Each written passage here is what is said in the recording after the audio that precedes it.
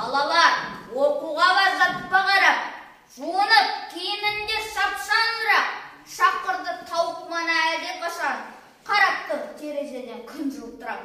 Адамда, ұшқан құста, жүрген аңда, жұмыссыз тек тұрған жоқ ешбір жанды. Кішкене қонызда жүр жүгін сүйреп, барады араларда ұшпалға. Дұға қойып қамқор анам, арнап хат жазайын деп алдым қалам. Сені оңда, мені оңда аман сақтап, көруге жазға еді хақта қалам. Бара алмай өтірікші болып әбден, Семейдің түрмесінде отыр балаң.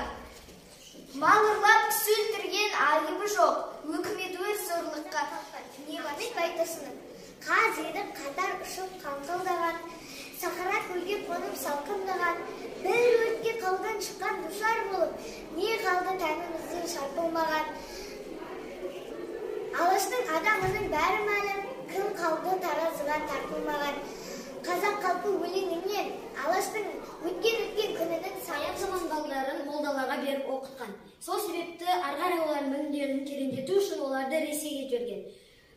Сол себепті Ахмет Байтұрсынов ғылым деген өлеңді жазған. Ғылым дүниелік сиқыр болмақ. Оқыған ол ғылымды кәпір болмақ. Зулатып шариғатты шарт жүгініп, молдекен отырғанда мойным толғап. Сондықтан заман жүрек біздер шабан. Артында ілесе алмай жүрміз заман. Күн сайын өзгеріліп өнер артып, бәрде бара жатыр алға таман. Ахмет Байтұрсыновтың 150 жылдығына арналған челленджді басқа сыныптарға